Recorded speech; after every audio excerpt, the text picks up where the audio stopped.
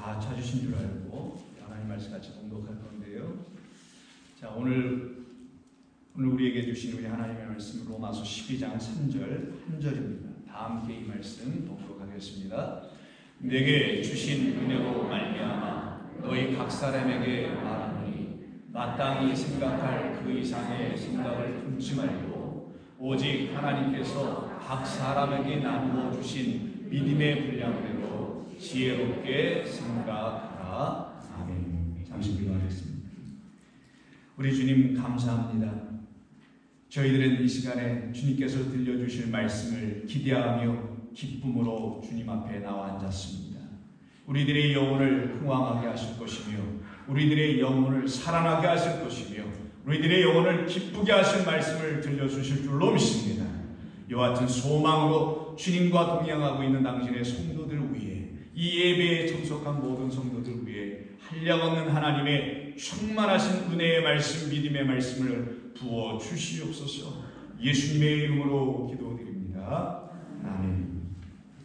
자, 오늘 로마서 강의 126번째 시간으로요. 마땅히 생각해야 할 하나님의 일이라는 그런 제목을 가지고 여러분과 함께 말씀을 나누려고 합니다. 사람이 살다 보면요, 때로는 이 제목에 있는 것처럼 마땅히 생각해야 될 것을 생각하지 못하고 생각해서는 안 되는 것을 생각할 때도 있고요. 생각할 필요가 굳이 없는 것을 또 골똘히 고민하며 생각할 때가 있습니다. 그것이 또 사람이 아닌가 생각됩니다.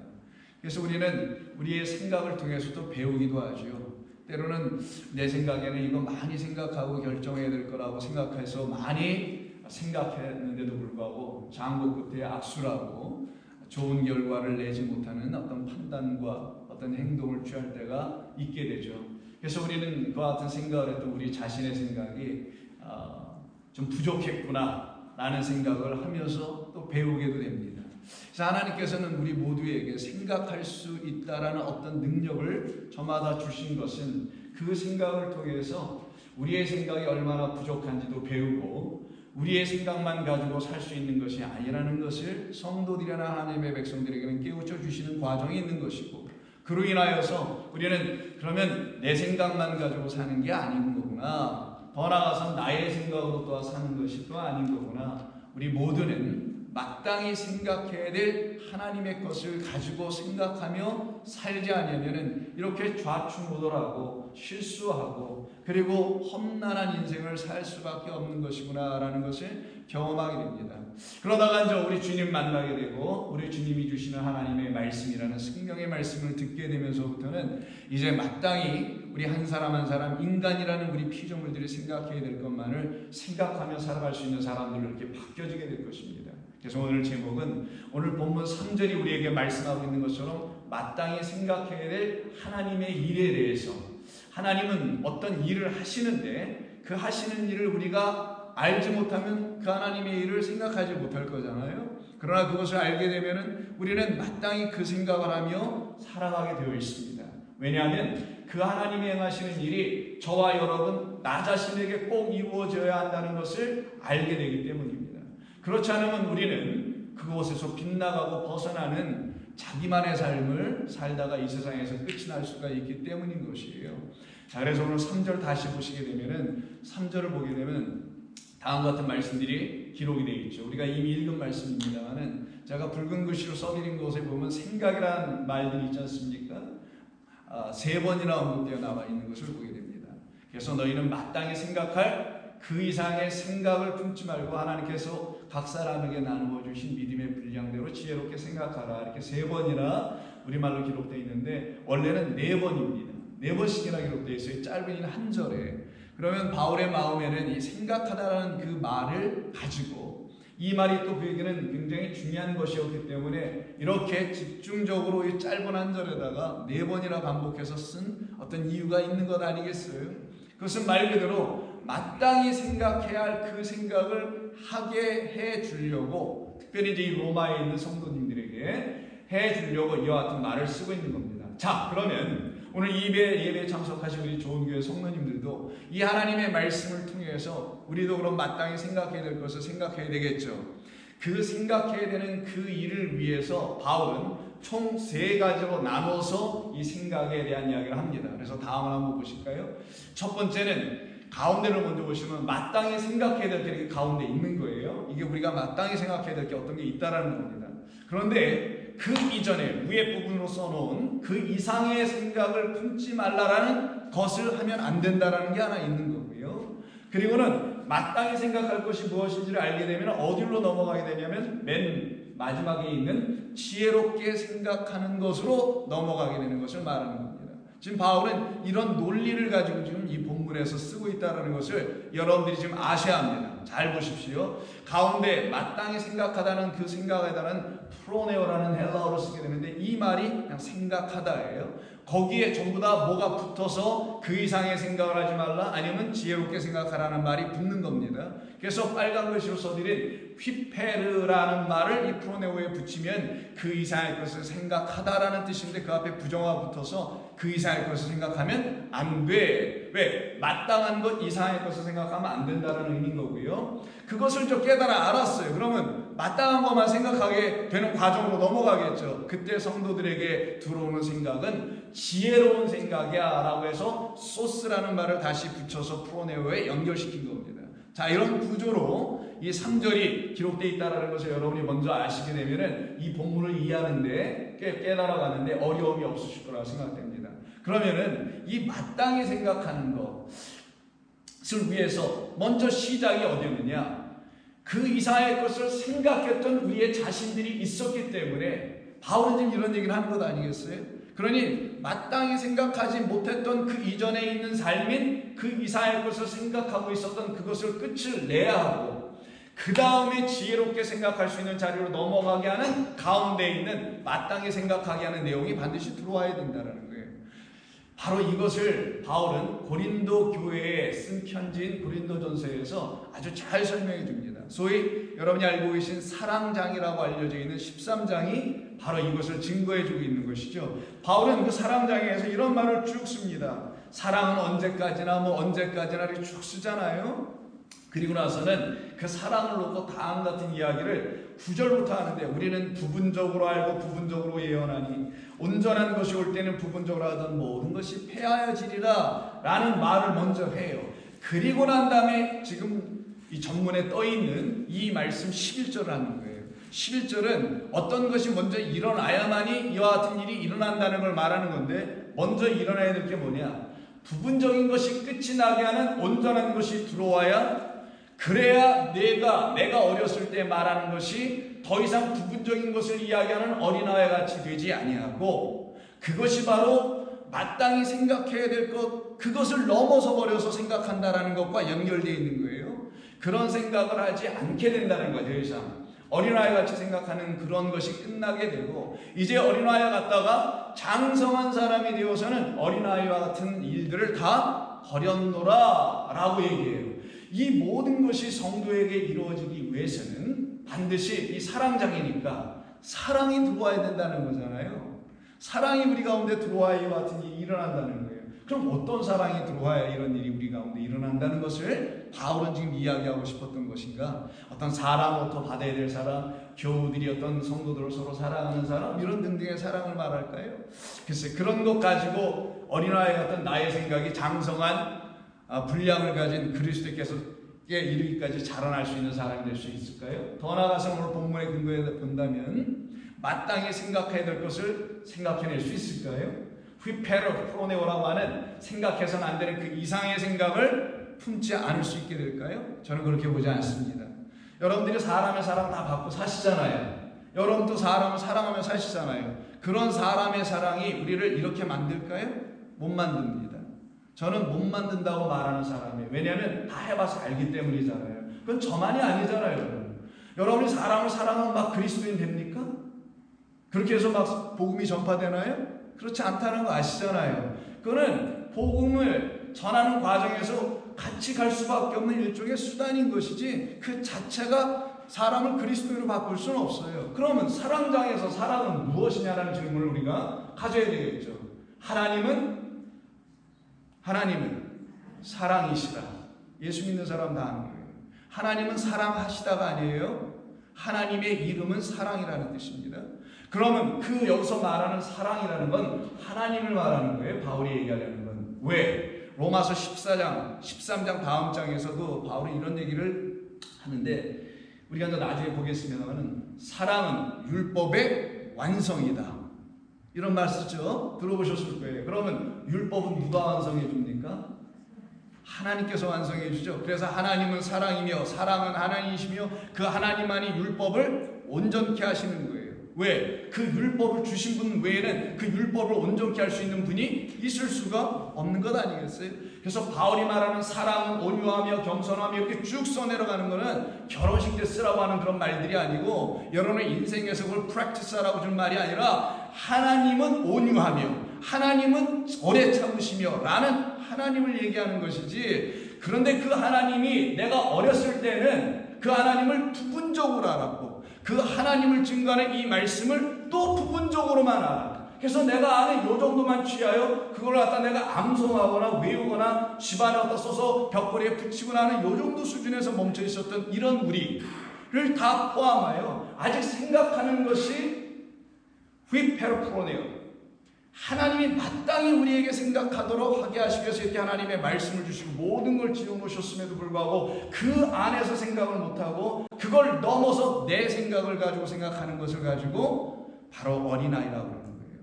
이 어린아이가 끝이 나게 하는 것은 장성한 사람이 되게 하는 하나님의 영에 부어주심이 여러분 가운데 일어나지 않으면 결단코 있을 수 없게 되며 그것이 일어나지 않으면 여러분들은 하나님이 사랑이라는 것을 알 길이 없어요. 그냥 사랑으로 하나님의 사랑을 대충 느끼거나 이해하거나 경험했다고 말하는 것밖에 안 돼요. 그래서 저는 우리 성도님들에게 늘 강조해서 드렸던 말씀이 이거였던 겁니다. 우리가 사람 서로 사랑합니다. 그건 기본이에요. 그냥 기본. 그 사람 사랑하면서 서로 돌보며 위로하며 살아갑니다. 그건 당연한 거예요. 그러나 그 돌봄과 사랑이 그렇게 하는 어떤 성도 한 분 한 분이 하나님의 사랑이라는 그 지구한 사랑이 있어요. 사랑받을 자격이 없는 나를 사랑해 주셨다는 그 사랑이 있습니다. 자격 없다라는 나 자신을 알게 됐을 때 받게 되는 사랑이 있어요. 도저히 나 같은 불가능한 자를 하나님이 나를 그래도 은혜로 사랑해 주신다는 그 사랑의 이야기가 있어요. 성경에.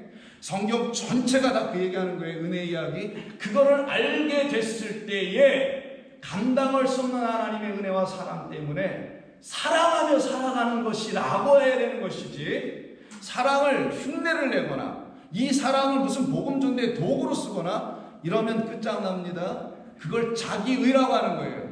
바리새인들이 전부 다 거기에 빠졌던 겁니다. 그들이 뭘 잘못해서가 아니에요. 사람이 나빠서가 아닙니다. 과시하려고 해서 그랬던 게 아니에요.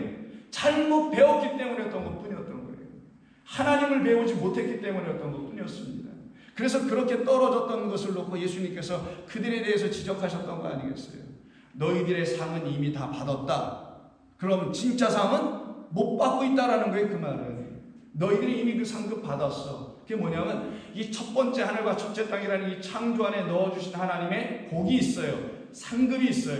그걸 이미 모두가 누리고 있는 것인데 너희들 그걸 이미 받았어. 근데 그것이 너희로 하여금 진짜 하나님이 주시려고 하는 상, 복음이라는 상이 있어요. 바울은 고린도후서 9장에서 이 복음을 전하는 것에 있어서는 내가 자랑할 게 아니라 이건 내게 주신 상급이고 은혜이다라고 하는 게 있어요.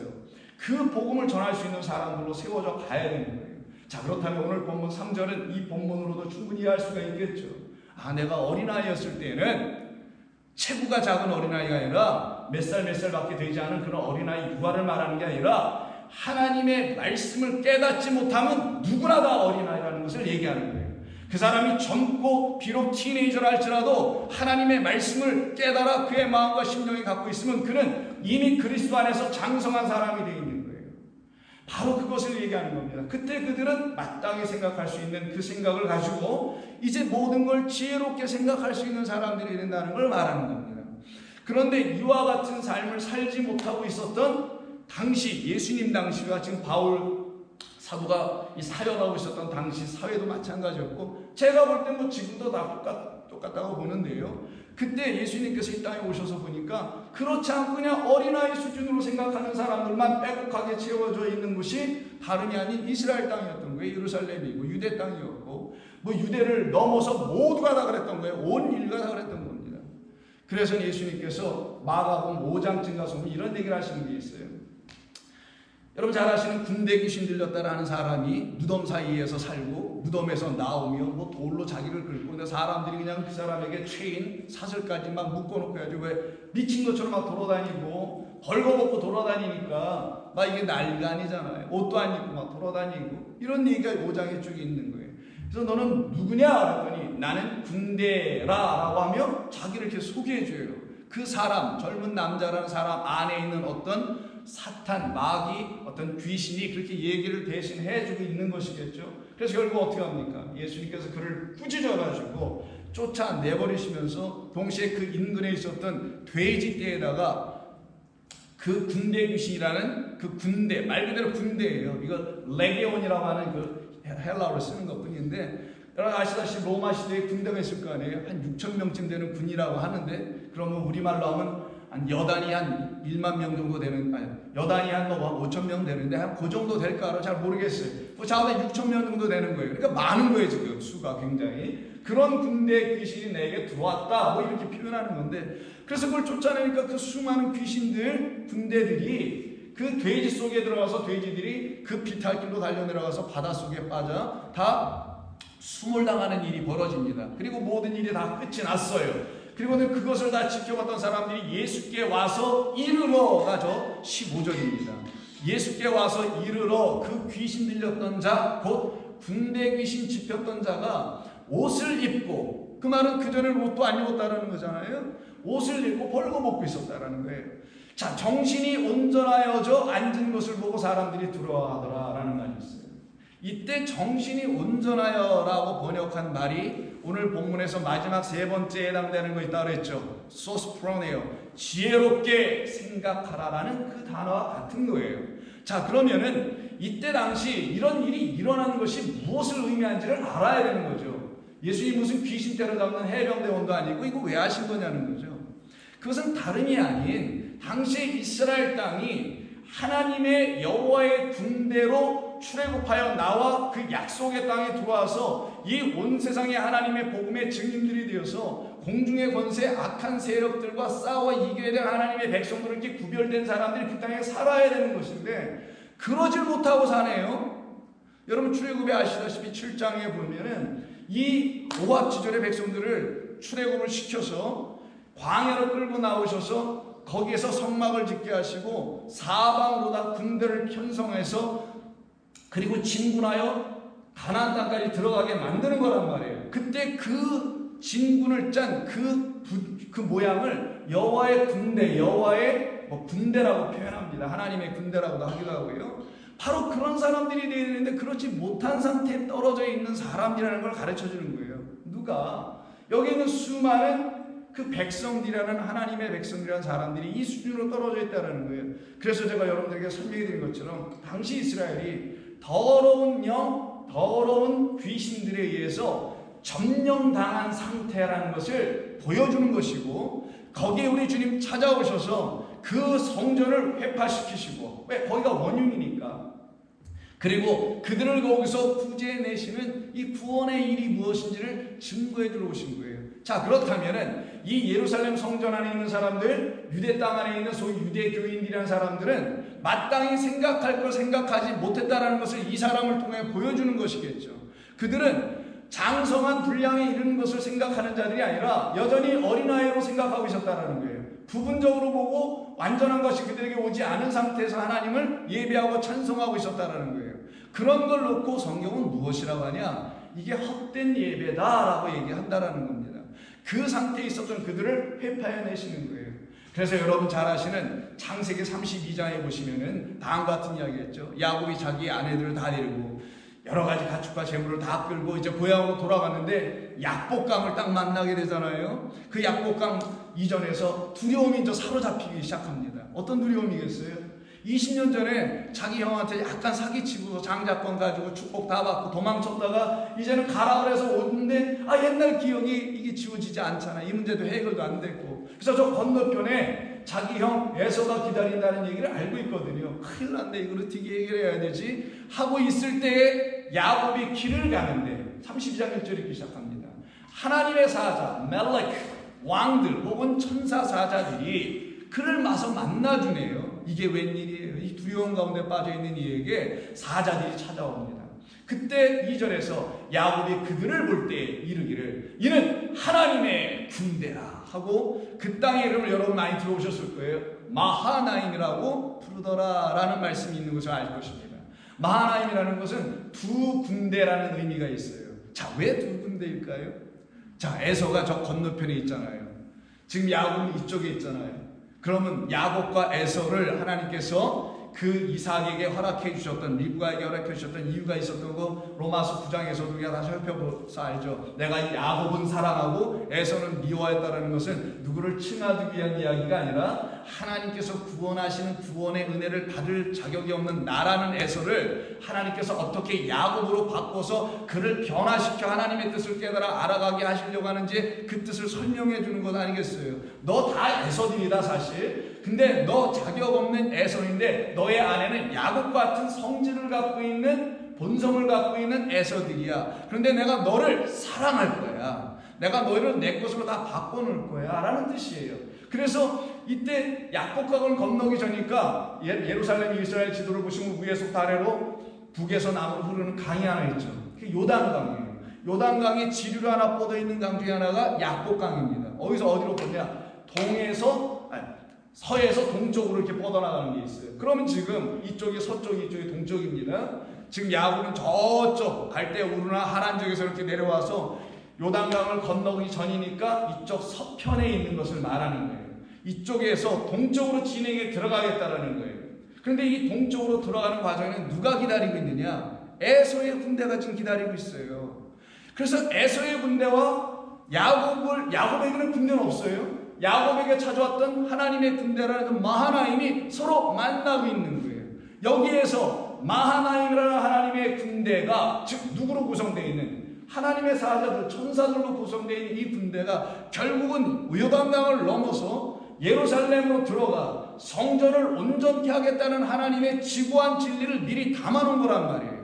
그래서 이 모든 것은 여리고성을 들어갈 때도 마찬가지고 모든 게 이 땅을 통과해서 들어간단 말이에요. 무슨 말이냐면 반드시 동쪽에서 출발하여 저 서쪽 편으로 건너 들어가야 된다는 거예요. 그 일에서도 우리에게 알려주는 바가 있습니다. 이것이 지금 마가복음 5장에서 왜 군대라는 이름으로 등장했는지를 또한 동시에 가르쳐 알려주는 거예요. 하나님이 하시는 일, 그 영적인 일이에요. 예수 믿지 않는 사람들은 알 수 없는 그 일이 있어요. 그걸 영적인 것이라고 하는 거예요. 그 영적인 일을 이렇게 성경이 군데군데에다가 하나님께서 친절하게 우리로 하여금 잘 알아들을 수 있도록 배치해 놓으셨던 겁니다. 자, 그러면 저와 여러분들이 해야 될 것은 이런 말씀들을 읽을 때 이 말씀을 성령을 통하여 차근차근 하나님의 생각하시는 방식을 가지고 생각해 나가면 되는 거겠죠. 그렇게 생각하여 이 말씀의 뜻을 깨달아 알면 되는 겁니다. 그런데 아까 우리가 살펴봤던 그 유대 땅에 있었던 군대 귀신 들렸던 한 사람 있지 않습니까? 정신이 온전치 못한 상태에 다른 생각을 하고 있었던 그 이스라엘 백성들을 대표하여 그 한 사람을 놓고 예수님께서 치유해 내셨던 그 이야기와 똑같은 닮은 이야기가 예수님의 제자 가운데서도 나오게 되는데 그 제자는 다름 아닌 베드로라는 그 제자에게서도 이와 같은 사건이 일어나게 됩니다. 베드로도 한때는 바로 위에 마땅히 생각할 것이 아닌 그 생각을 넘어서 자기 마음대로 생각하다가 큰 코 한 번 닥친 적이 있었어요. 그리고는 정신을 바짝 차리고 다시 온전한 것을 생각할 수 있게 하는 마땅히 생각할 그리스도의 생각을 넘겨받는 성령의 개입하심 그에게 있게 된 이후에는 진짜 그때부터는 마땅히 생각할 것을 하면서 옷 입고 정신 차리고 제대로 살아가는 사람이 되게 됩니다. 이거는 우리 모두에게 향하신 하나님의 동일한 말씀인 거예요. 저와 여러분에게도 다 똑같이 일어나야 될 일들이어야 되는 걸 꼭 아셔야 됩니다. 그래서 예수님께서 제자들을 모으시고 야 너희들은 나를 누구라고 부르냐 했더니 뭐라고 대답합니까? 16장 16절에서 한번 볼까요? 시몬 베드로가 대답하기를 주는 그리스도시요 살아계신 하나님의 아들이십니다. 아, 이거 누가 이렇게 고백할 수 있는 거예요? 모르겠어 아직은. 근데 베드로가 이렇게 고백을 했어요. 그랬더니만 베드로를 곧바로 칭찬하시기보다는 17절에서 이런 말씀을 합니다. 예수께서 대답하여 이르시기를 바요나 시몬아, 요나의 아들이란 뜻이에요. 바요나 시몬아, 내가 복이 있도다. 이를 내게 알게 하니는 혈육이 아니요 하늘에 계신 내 아버지시다. 여기선 좀 문제가 터진 겁니다. 그러면 이런 고백은 누구만 할 수 있다라는 거예요? 혈육을 가진 자들은 못한다라는 걸 가르쳐 주시는 거죠. 근데 아직 베드로는 혈육이 있는 사람입니다. 인간의 생각, 육신의 생각이라는 the mind of flesh, 우리 인간, 이 육초의 생각이 아니라 우리 인간의 생각을 말하는 거예요. 그걸 다 혈육이라고 하는 겁니다. 그래서 즉 하나님께서 우리에게 주시려고 하는 생각을 마땅히 생각해야 하는데 그 하늘 아버지의 생각이 너에게 들어오지 아니하면은 너는 이런 고백을 못하지. 근데 내가 이렇게 지금 한번 하는 것은 너 앞으로 이렇게 될 거라는 거를 놓고 내가 미리 하게 하는 것 뿐이야. 근데 너는 지금 닭 2번 울기 전에 나를 3번 부인해야만이 너 이런 일을 할 수 있을 거야 라는 게 나중에 후반 부분에 붙는 거 여러분 다 아시잖아요. 그럼 저와 여러분에게도 그 일이 일어나야 되겠죠. 이미 내일의 양식을 여러분 새벽에 아침에 보내드리는 것을 들으셔서 왜 2번 울고 뭐 하는지 여러분 다 아실 거 아니겠어요. 자, 그러면 이 하늘 아버지가 주신 마음이 들어오기 전에는 이 사람이 어떤 마음을 갖고 있는지 한번 들어볼까요? 그럼 동시에 하늘 아버지의 마음은 또 어떤 것인지 예수님도 알려주셔야 되겠죠. 그래서 이야기가 21절에서 다음 같은 것으로 이야기됩니다. 예수님 이렇게 얘기하세요. 자, 이게 테스트에 진짜 너 혈육인지 하늘 아버지의 마음을 갖고 있는지 내가 한번 볼게 라는 겁니다. 이때부터 예수 그리스도께서 자기가 예루살렘에 올라가 장로들과 대제사장들과 서기관들에게 많은 고난을 받고 죽임을 당하고 제3일에 살아날 것을 제자들에게 비로소 나타내시니 이게 하늘 아버지의 뜻입니다. 우리 주님을 이 땅에 보내신 하나님의 뜻이 여기 있는 거잖아요. 뭐 이거 왜 더 있어요 여러분? 아시는 거? 우리 주님 이 땅에서 십자가 지시는 거, 그리고 제4일 만에 부활하시는 거, 이게 지금 하늘의 일이요 하나님의 뜻이에요. 이 모든 것이 이 하나님의 일과 하나님의 뜻이 이 말을 듣고 있는 각 사람에게 다 일어나야만이 그들이 아까 16절에서 베드로가 고백한 것처럼 이 일을 이루신 하나님께서 당신을 보내신 뜻은 나로 하여금 당신을 이렇게 보라고 주는 그리스도시요 살아계신 하나님의 아들이십니다라고 보게 하기 위해서 이런 말씀을 주신 거군요 라고 깨달아야 되는데 아, 베드로가 혈육이에요. 그래서 뭐라고 반응하는지 볼까요? 이렇게 반응하는 겁니다. 넘겨보세요. 베드로가 예수를 붙들고 항변하여 따지고 드는 거예요. 세로사이드 했다는 거예요. 왜냐하면 여기 제자들 자기 동료들이 있잖아요. 예수님이 말씀하시는데 말씀이 끝나기 무섭게 옆으로 치워놓고, 원래 원문은 그렇게 써있어요. 옆으로 치워놓고 자기가 이제 스피치 연설하겠다라는 거예요. 뭐라고 하냐? 붙들고 항변하여 이르되 주여 그리 마옵소서 이 일이 결코 죽게 미치지 아니하리라. 저는 이 베드로를 의리의 사나이라고 부르고 싶습니다. 적어도 사람이 이 정도는 돼야지. 그렇지 않겠어요?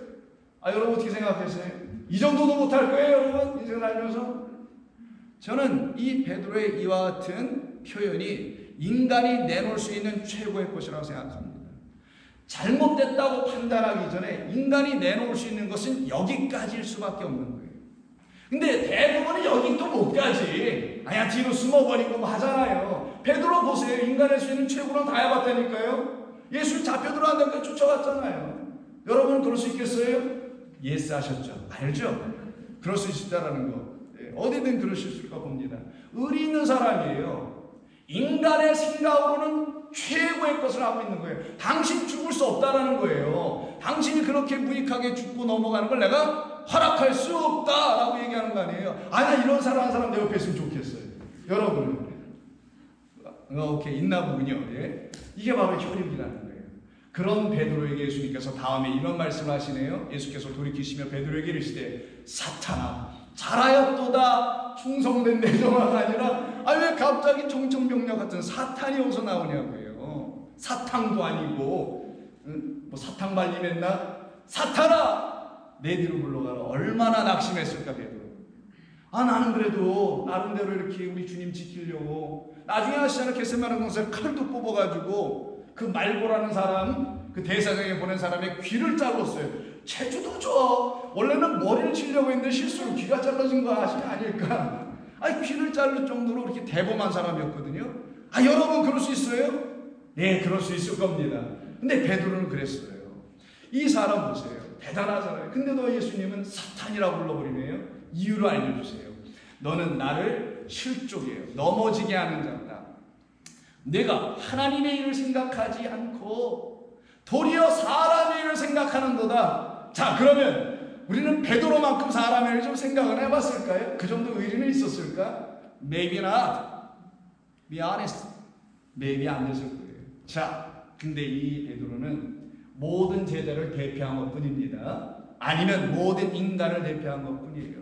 이 세상이 내놓을 수 있는 최고의 가치인 자기의 목숨을 내놓고서라도 내가 지키고 있는 내 가정을 지키고 사수할 것이며 나의 가치관, 이데올로기를 어떻게든지 사수할 것이며 라고 하는 사람의 일만 가지고 있는 사람을 대표한 사람이 그냥 베드로일 뿐이지, 베드로에게 손가락질하면 안 됩니다. 나머지 손가락이 나한테 왔다는 거 꼭 아셔야 된단 말이에요.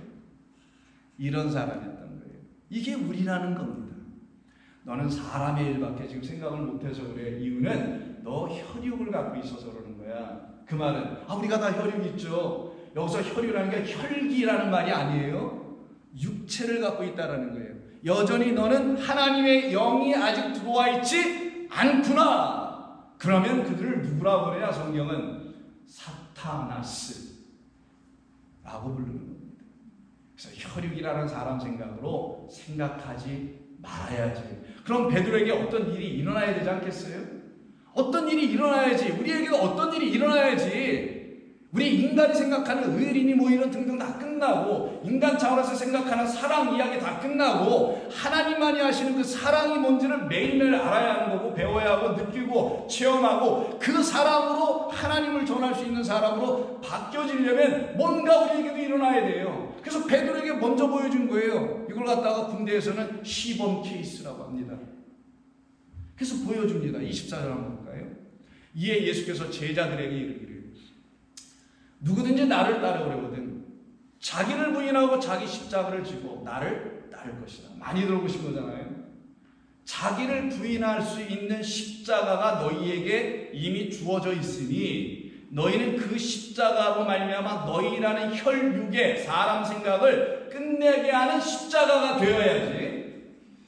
여기 매달려 있는 십자가 혹은 골고다에 있는 그 십자가 혼자 상상하고 마땅히 생각할 그 이상 잘못된 것을 생각해서 십자가를 우리에게 왜 보여주시고 왜 지셨는지, 그리고 그 십자가를 또 왜 져야 되는지를 모르면은 쓸데없이 고난의 십자가로 취하고 말거나 희생의 십자가로 취하고 말거나 이런 등등의 십자가 될 수밖에 없지만, 이 십자가는 너 혈육을 생각하여 나를 그리스도라고 온전히 고백 못하게 될 너라는 존재를 끝을 내야 내가 구원받을 거 아니냐. 주는 그리스도시네요. 살아계신 하나님의 아들로 오신 분 분명히 맞네요. 나는 그 고백은 혈육으로는 못하는 거란 말이에요. 근데 지금 교회가 만약 그 인간의 가르침, 그냥 교회가 그냥 예수님은 그리스도시다, 구원자다 이런 걸로 가르쳐서 자기도 모르게 맨날 그런 거 듣다 보니까 그냥 그런 줄 알고 그냥 다니고 있는 거예요. 이건 고백이 아니에요. 그래서 예수님 뭐라고 먼저 물어봤어요, 제자들에게? 사람들은 나를 누구라고 부르냐고 먼저 물어본 거예요. 그래서 이 온 세상의 사람들이 나를 누구라고 부르냐와 너희는 나를 누구라고 부르냐는 달라야 된다는 거예요. 십자가를 지고 나를 따라오는 자는 나를 이렇게 혈육이 아닌 하늘 아버지의 뜻으로 부르게 되는 거고, 그렇지 않은 자는 십자가가 그들에게는 그냥 이렇게 매달린 십자가, 자기는 무슨 구원해준 감사의 십자가만 쳐다보게 되니 자기 안에는 혈육이 죽지 않아서 여전히 어린아이 생각을 하고 여전히 세상의 생각을 하게 될 수밖에 없어서, 하나님이 이 세상에 넣어주신 당신의 생각과 뜻과 일이 뭔지를 깨닫지 못하여 헛수고하다 끝난다라는 거예요. 여러분 어떤 것을 선택해 살고 싶은지를 우리 주님이 가르쳐 주시는 거 아니겠습니까? 그러니 이 십자가는 베드로의 혈육을 끝내게 하는 십자가로 우리 주님이 넘겨주시고 가르쳐 주시는 거 아니겠어요? 그럼 우리 주님이 십자가 지신 것은 그런 십자가라는 걸 보여주신 것이겠죠. 그렇다면 여러분들은 그런 십자가를 만나보셨습니까? 그런 십자가를 경험해 보셨습니까? 혈육이라는 인간 생각이 끝나지 않으면 나는 안 된다는 것을 이 십자가가 내게 자꾸만 말해주고 있다는 음성을 듣고 있습니까? 그래야만 된다는 거예요. 그래서 바울은 로마서 8장에서 율법이 이런 말을 해요. 가로친 거 제가 넣은 거예요. 여러분의 이해를 도모해서 육신으로 말미암아 연약하여 할 수 없는 그것을 곧 하나님의 생각을 하나님은 하시는 곧 우리의 죄로 말미암아 자기 아들을 죄 있는 육신의 모양으로 십자가에 먼저 달게 하셨다. 성경이 다 똑같은 얘기를 하고 있다는 걸 아시겠죠? 깨닫는 하나님의 영으로 깨닫는 모든 바울이든 베드로든 여러분이든 다 이렇게 되는 거예요. 죄로 말미암아 자기 아들을 죄 있는 육신의 모양으로 왜? 육신의 모양이라는 그 육신의 모양이 끝나지 않으면은 우리는 영의 모양으로 살 수가 없기 때문에 예수님이 육신의 모양으로 예수라 이름으로 달리신 거라는 걸 가르치는 거예요. 지금 이게 십자가다라는 거예요. 이게 바울이 모든 건 배설물로 여기고 나는 이 십자가만 자랑한다는 그 십자가가 이런 십자가인 거예요. 그래서는 모양으로 보내요. 육신의 죄를 정하사라는 말은 우리라는 옛사람을 십자가로 끝을 내시려고 우리 주님 골고다에서 십자가에서 죽으신 것인데 그런데도 불구하고 내 옛사람이 아직 여전히 혈육으로 생각하고 어린아이를 생각한다면 여러분들은 그냥 살인죄에 아직도 있는 거예요. 십계명 중에 하나인 십계명에서 말하는 살인하지 말라는 바로 이것을 끝내는 거예요. 하나님이 보내신 세상죄를 지고 하는 어린 양은 영단번 영원히 단 한 번만 우리에게 일어날 그 살인사건으로 끝나야 되는 거예요. 온 세상이 다 죽였단 말이에요. 예수를 모두가 유대인이 죽였냐 로마인이 죽였냐 이런 신학자들이 엉뚱한 이상한 말도 안 되는 말을 하는 게 아니라 온 세상이 예수를 죽인 거란 말이에요. 그것을 깨달은 사람만 그 십자가가 결국 나를 끝을 내야 한다는 사실을 가르치는 십자가라는 걸 알게 된 거예요. 그것을 모르면 여전히 육신에서 머물러 무엇을 해도 그래. 세상에서 인생을 살아도 그렇고 교회라는 곳에서 와서 신앙생활해도 그렇고 맨날 거기서 거기야. 이걸 가장하려고 아닌 것처럼 하려고 다른 걸 더덕더덕 붙이고 있다라는 거예요. 그래서 그 귀신 들린 사람이 옷 훌러덩 벗고 있었던 건 아닐까요? 그리고 다시 옷을 입었다고 할 때 그 옷이 그 유명한 히마티온 헬라어서 죄송합니다. 겉옷을 입히는 거예요. 이 겉옷을 그리스도의 옷으로 옷 입었다 쓸 때 하는 표현입니다. 그런 거 다 벗겨버리고 가장하는 거 다 벗겨버리고 우리 여성분들 쌩얼이라는 게 있다면서요. 우리 교인들은 그냥 다 쌩얼이신데 보니까 예쁘가 그렇습니다. 그냥 그걸로 하나님이 주신 진짜 것으로 가야 돼요. 그래서 다음 절 계속 봅니다. 그래서 이런 말 육신을 따르지 아니하고 그런 사람들은 그 영을 따라 행하는 우리에게 율법이 요구하는 바 하나님의 일과 뜻이 있는데 그 생각을 해야 될 게 있는데 이걸 이루어지게 하려고 하는 것이야. 그럼 율법의 요구는 뭐예요? 율법 이거 왜 주셨냐고 성경 우리에게. 이거 뭐 지식으로 좀 알으려고요? 얼마나 지식을 이걸 갖고 쌓으려고. 차라리 다른 세상의 지식을 갖는 게 더 나을 수도 있죠. 이건 지식을 갖게 하려는 게 아니라 하나님이 하시는 그 지혜와 섭리일이 무엇인지를 가르치는 교사예요. 교사. 이것이 진리가 아니라 이것이 우리를 진리인 하나님께로 인도하는 거예요. 그럼 이 성경도 안 읽으면 어떻게 하나님께로 갈 거냐. 그러니까 반드시 알아야 되는 것이죠. 그래서 율법의 요구는 우리란 육을 끝내고 영으로 살게 하는 겁니다. 5절에서 이렇게 얘기하네요. 육신을 따르는 자는 육신의 일을, 영을 따르는 자는 영의 일을 생각하나니 육신의 생각은 사망으로 끝나며 영의 생각은 생명과 평안이니라. 바울은 계속 얘기합니다. 다음 또 보세요. 7절. 육신의 생각은 하나님과 원수가 되나니 이는 하나님의 법에 굴복하지 아니하고. 아까 베드로 보세요. 항변하고 원래는 멱살 잡았다는 뜻인데 그렇게 잡고 있었단 말이에요. 아니할 뿐만 아니라 할 수도 없습니다. 안 돼요. 이게 되지도 않아. 안 되는 거 이건 아예. 그래서 육신에 있는 자들은 하나님을 기쁘시게 할 수 없느니라. 그러나 만일 너희 속에 하나님의 영이 계시면, 여기 그러나가 생략되어 있는데 있어요. 대라는 게. 그러나 하나님의 영이 거하시면 너희가 육신에 있지 아니하고 영에 있게 되고 누구든지 그때에는 그리스도의 영이 있게 되어서 그리스도의 사람이 될 것인데 그렇지 않으면이라는 부정적인 말로 쓴 거예요. 지금 부정으로. 그리스도의 영이 없으면 그리스도의 사람이 아닙니다. 그럼 어떻게 우리 하나님의 영이 우리 안에 거할 수 있게 되는 건가? 성령을 구하고 말하면 하나님의 영이 여러분에게 막 옵니까? 여러분 솔직히 한번 얘기해 보세요. 막 성령을 구했더니 막 성령이 왔어요? 아니에요. 그렇게 오는 거 아닙니다. 그거는 이단들이나 하는 거예요. 막 뭐 이상한 거 추구하고 무당처럼 하는 사람들이나 비슷하게 하는 거고, 성령은 하나님의 말씀이 영을 담고 있는 거기 때문에 그 하나님의 말씀이 풀려지고 여러분 안에서 완전히 스며들어서 그 말씀의 뜻이 알려지게 될 때 그 말씀이 영이 되는 거예요. 영이라는 건 생명이 되어 들어온다는 거예요. 왜? 영이라는 건 영원한 거잖아요. 육은 유한한 거고, 그래서 영이라는 것을 갖는다는 것은 하나님의 말씀을 통하여 갖는 건데, 이 말씀이 여러분들에게 생명이 되어 들어올 때만 이 말씀이 거룩한 영, 성령의 말씀이 되는 거예요. 이 말씀이 딱 되어 들어온 그 사람들을 놓고 그리스도의 영을 가진 사람들이야. 이들은 그리스도의 사람이지. 그럼 그리스도의 영을 갖고 그리스도의 사람이 되려면 아까 베드로가 고백한 것, 주는 그리스도시요라는 고백이 나오겠죠. 그래서 다시 한번 마태복음 16장을 가서 보시게 되면 24절에서 이런 얘기를 하는 거예요. 이에 예수께서 제자들에게 이르시되 누구든지 나를 따라오려고 하는 자기를 부인하고 자기 십자가를 지고 나를 따를 것이니라. 이 말은 우리가 십자가를 우리의 혈육을 부인하게 하는 십자가로 취하지 못하면 우리는 그 십자가와 원수 관계가 된다는 거예요. 이게 문제입니다. 그 십자가가 도대체 무엇 때문에 골고다 세워졌는지, 이 예배당에 왜 십자가 걸고 이렇게 교회라는 공동체를 만들어가고 있는지 이걸 설명하는 거예요.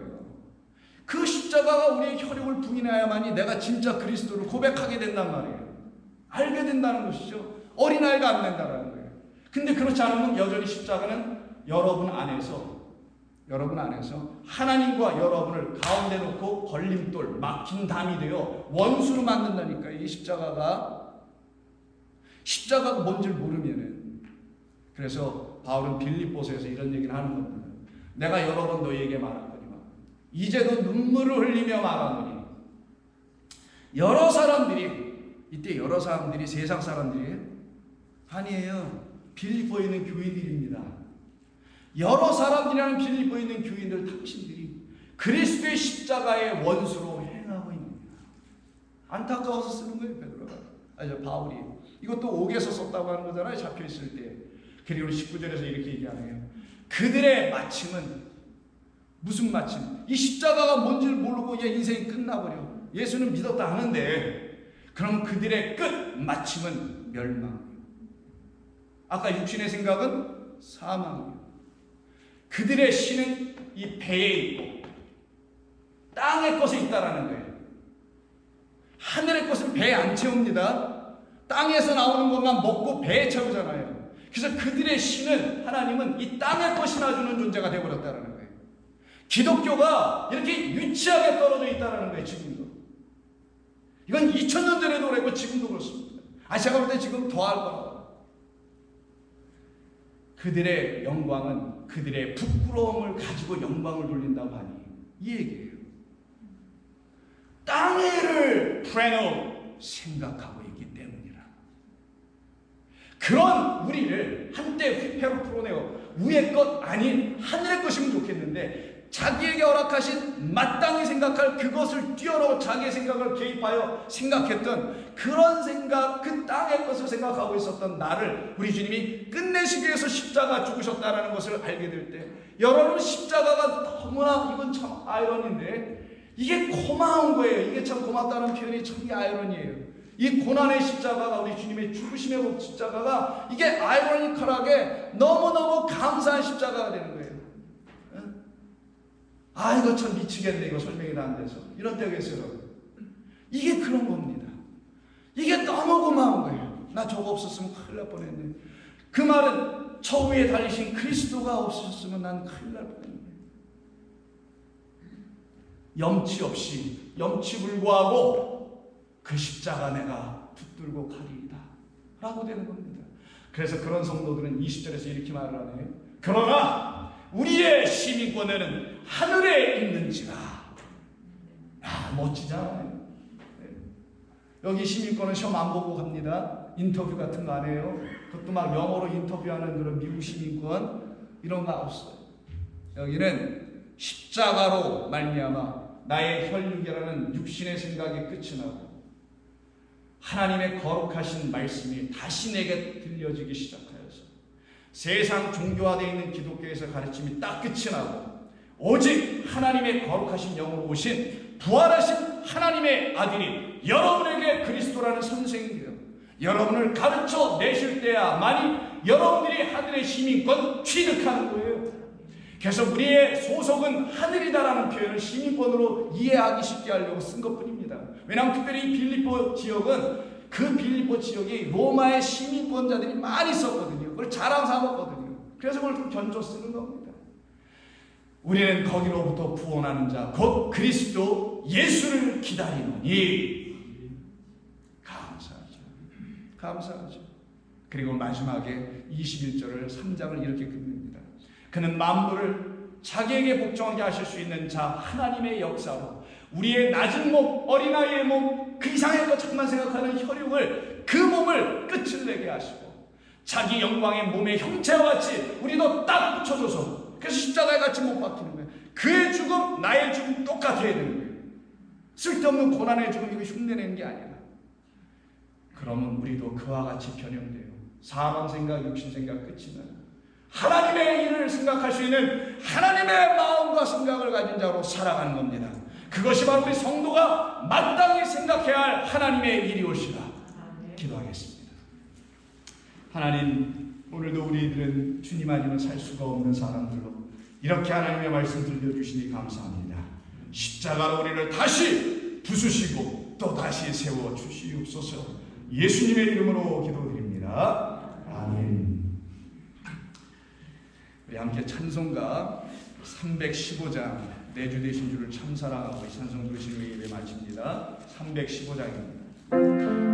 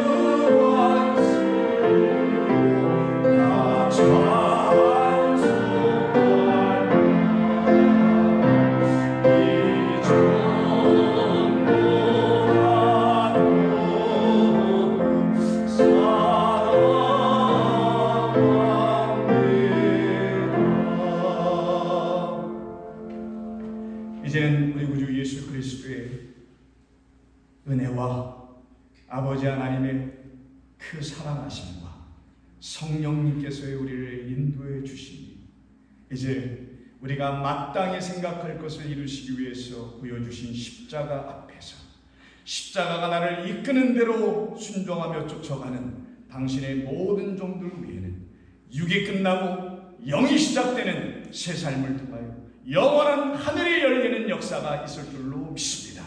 그와 같은 종들 모두 위에 영원토록 함께 하시기를 간절히 축원하옵나이다. 아멘.